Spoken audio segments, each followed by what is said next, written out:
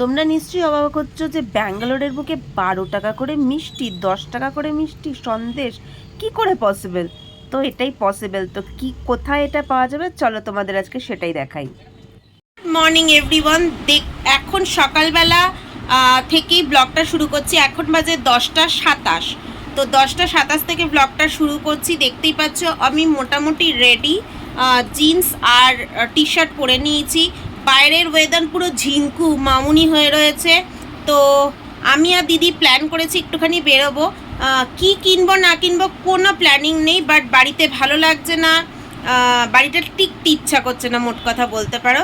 তার জন্য মন টিকছে না বলে একটু বাইরে বেরোবো। তো বাইরের ওয়েদারটা একবার দেখে নাও তোমরা। বাইরে এইরকম ওয়েদার রয়েছে।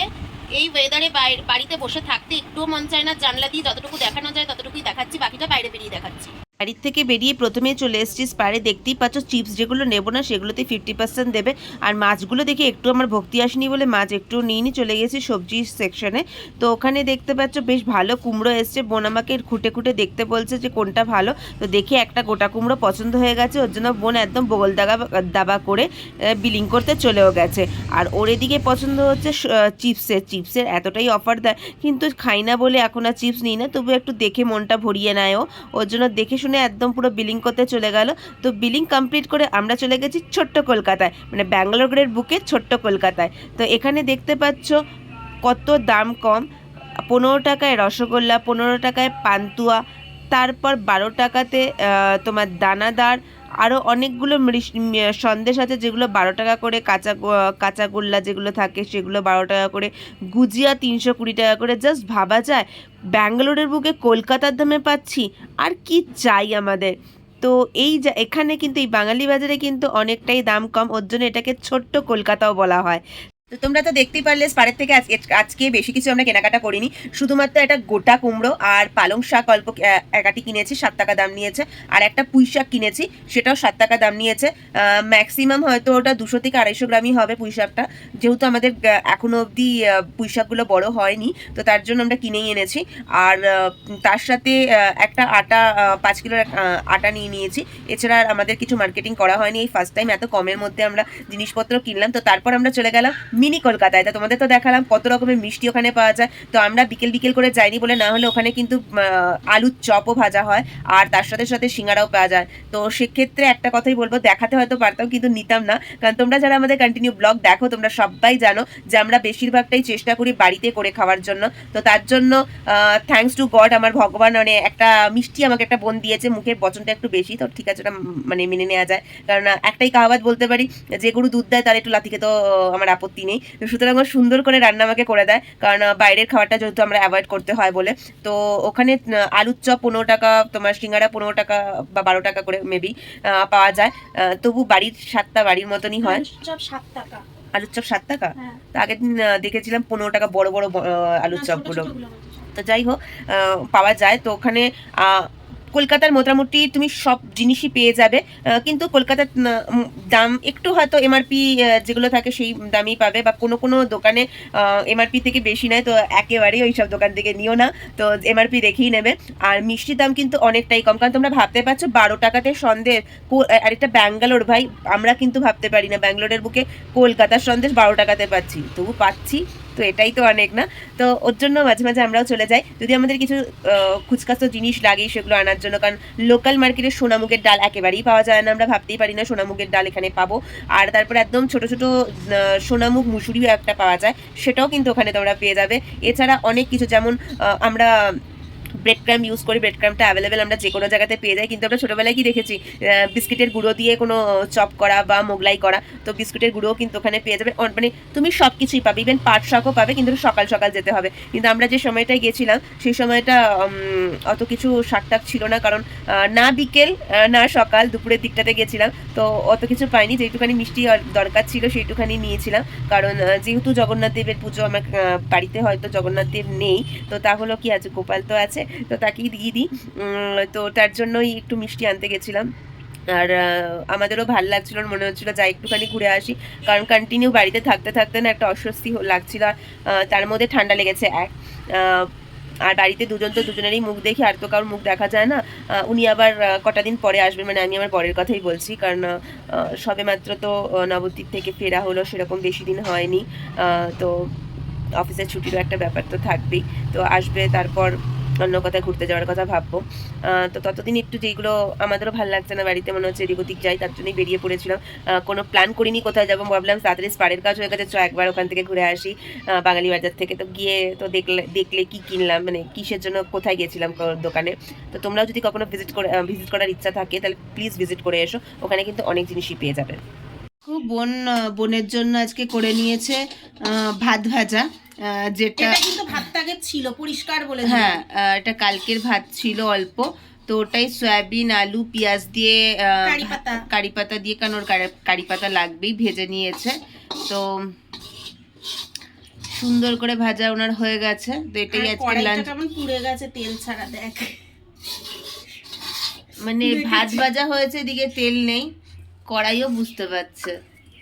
আমি আজকে ভাত ভাজা খাচ্ছি না, আমি ওটসই খেয়ে নেবো, তার জন্য ও নিজের জন্যই করে নিয়েছে।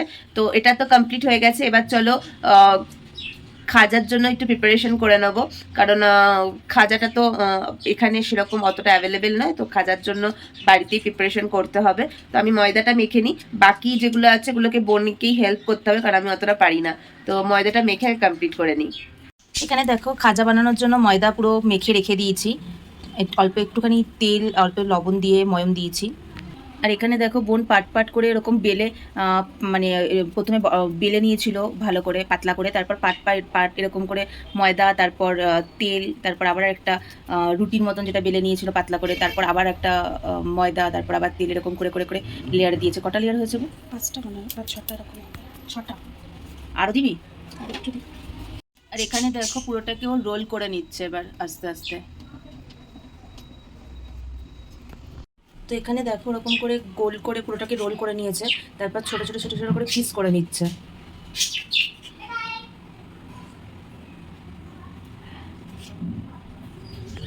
তো একটা একটা করে নিয়ে নিয়ে বেলে নিচ্ছে। তো এখানে দেখো কয়েকটা বেলা হয়েও গেছে, দেখতেই পাচ্ছ। যেগুলো ছোট ছোট, যেগুলো সাইডের যেগুলো ছিল খাজার, তো ওগুলো আমি ভাজতে অলরেডি শুরু করেও দিয়েছি, আর বড়গুলো একটু পরে ভাজছি, এগুলোকে ভেজে উঠিয়ে নিই, তারপর আবার বড়গুলো ভাজবো। তোমরা তো দেখলে ভাজা হচ্ছিল, আর বোন লাইভ শেষ করে এসে ভালো করে রসে দিয়েও দিয়েছে। এটা রসে দিয়ে এখানে দেখো ঝাঁঝরির মধ্যে ঝরিয়ে দিয়েছে, মানে যেইটুখানি অবশিষ্ট চিনির রস থাকবে সেটা যাতে ঝরে যায়। জাস্ট ফাটাফাটি লাগছে। আর তোমরা খুব ভালো করেই জানো আমরা বাইরে থেকে খাই না বলে বেশিরভাগ খাবারই বাড়িতে তৈরি করে নেওয়া হয়। কিছুটা বোন করেছে, কিছুটা আমাকে করতে হয়েছে, তো মোটামুটি গজা তৈরি হয়ে গেছে। হ্যাঁ, কিন্তু এই গজাটা আমরা ঠাকুরের জন্য দেবো না, এটা আমাদের জন্যই করা হয়েছে, কারণ নিরামিষ জায়গাতে করা হয়নি বলে ঠাকুরকে দেওয়া হবে না। তো এটা আমাদের খাওয়ার জন্যই করা হয়েছে, ঠাকুরের জন্য মিষ্টি আনাই হয়েছিল। তো যাই হোক, গজাটা কিন্তু জাস্ট ফাটাফাটি হয়েছে। মিঠুনকে ফটো ফাটালে মনে দৌড়ে চলেও আসতে পারে, কারণ ও এগুলো খেতে খুব ভালোবাসে। বা এখানে যদি কেউ আসে ওদের অফিস থেকে, তো আমরা সেক্ষেত্রে পাঠিয়ে দিই বেশিরভাগ সময়। তো নাহলে ওইটাই পাঠিয়ে দেওয়ার চেষ্টা করব, দেখা যাক কি হয়। তো ওর জন্য তুলে রাখা হয়েছে, আর আমার আর বোনের জন্য আলাদা করে রেখে দিয়েছি, কারণ না হলে হয়তো খেতে বেশি ভালো হয়ে গেলে কি প্রবলেম কি হয়, খেতে খেতে খাওয়া হয়ে যায়। আর যেহেতু রথ পাঁপড় ভাজা ছাড়া তো ঠিক চলবে না, জিলিপি ছাড়া চলবে না, তো এত মিষ্টি বা এত ভাজাভুজি খাওয়া সত্যি এখনও আর মনে হয় না খুব একটা ঠিক, কারণ যে সময়টা খেয়েছি সে সময়টা না হজম হয়ে যেত, কারণ প্রচুর পরিমাণ হাঁটা দৌড়াদৌড়ি প্রচুর পরিমাণ করা হতো। তো এখনও যে হয় না তা নয়, কিন্তু বেশিরভাগটা এই গণ্ডিটুকুর মধ্যে, মানে বাইরে বেরিয়ে অত যে কাজের প্রেশারটা অতটা থাকে না, বাট কাজের প্রেশারটা থাকে, শরীর দুর্বল লাগে, কিন্তু এটা বাড়ি ঘরের মধ্যে। তো ওর জন্য ওই কাজটা করে চোখে কাউর পড়ে না, বাট কাজটা হয়ে যায়। কিন্তু যাই হোক, সেটা আলাদা ব্যাপার। তো সেক্ষেত্রে অতটা আগের মতন অতটা দৌড়ঝাঁপটা হয় না।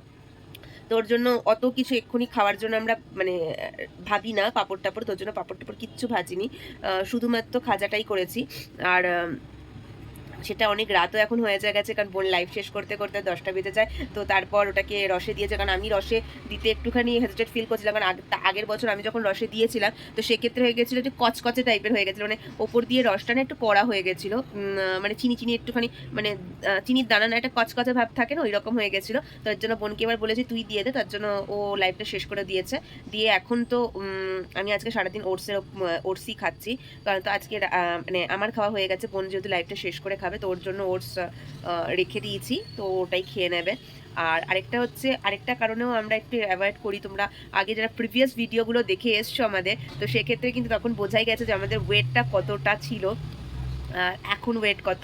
তো একটু কমাতে তো সময় অবশ্যই লেগেছে, শুধুমাত্র মুখটা এরকম বন্ধ করলে তো হয় না, তার সাথে সাথে একটুখানি ওয়ার্কআউট করা বা এগুলো করতেই হয়।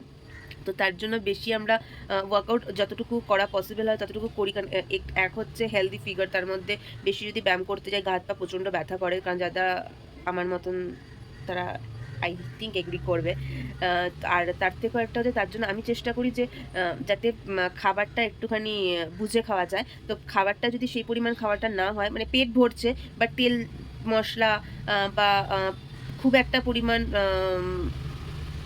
বাইরের খাবার যদি অ্যাভয়েড করা যায়, তাহলেও কিন্তু ওয়েট অনেকটা কমে আসে। তো সেইটাই আমরা চেষ্টা করি, সেই করে কিছুটা হলেও কম হয়েছে। তো দেখা যাক আর কতটা করতে পারি। তার জন্য আজকে সারাদিনটা পুরোটাই ওটসের ওপর দিয়ে চলে গেছি, কিন্তু একটা গজা আমি আর বোন হাত করে খেয়েও নিয়েছি। তো রথ যখন একটুখানি না খেলে ভালো লাগতো না, তো তার জন্য খেয়ে নিয়েছি।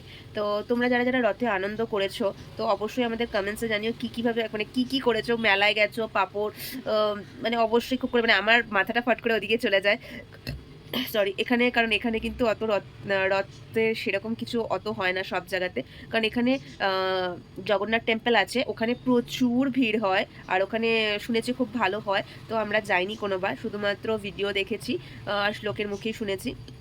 তো ইচ্ছা আছে কখনো অবশ্যই যাবো, কিন্তু আমার বাড়ির থেকে খুব একটা বেশি দূরও নয়, বাড়ির থেকে সামনে, ওই যাওয়া হয় না। ওটাই ভাবি, অত ভিড়ের মধ্যে অসুবিধা হবে সেই সব মাথাতে চলে আসে বলেই যাওয়া হয় না। তো কিন্তু এখানে পার্টিকুলার ওই জায়গাটাতে খুব ভালো হয়। আমরা যেমন রাস্তা দেখি কলকাতাতে বাচ্চারা রথ টানছে, ওইগুলো কিন্তু খুব ভালো লাগে। আর খুব একটা বেশি দূরেও মেলা হয় না, তো ওগুলোতেও যাওয়া যায়। তো এখানে ওইসব অতটা নেই, তো যেখানে যেমন সেখানে তো সেইভাবে মানাতেই হবে। চলো আজকের মতন ব্লগটা এখানেই শেষ করছি। তোমাদের এই ব্লগটা কেমন লাগলো, মানে খাজা তৈরি করা, মিনি কলকাতা, এগুলো তোমাদের কেমন লাগলো অবশ্যই কমেন্টসে জানাবে। আর ব্লগটা ভালো লাগলে লাইক শেয়ার কমেন্টস তো অবশ্যই করবে। আর যারা ফেসবুক থেকে দেখছো প্লিজ তারা ফলো করে দিও। আজকের মতন টাটা।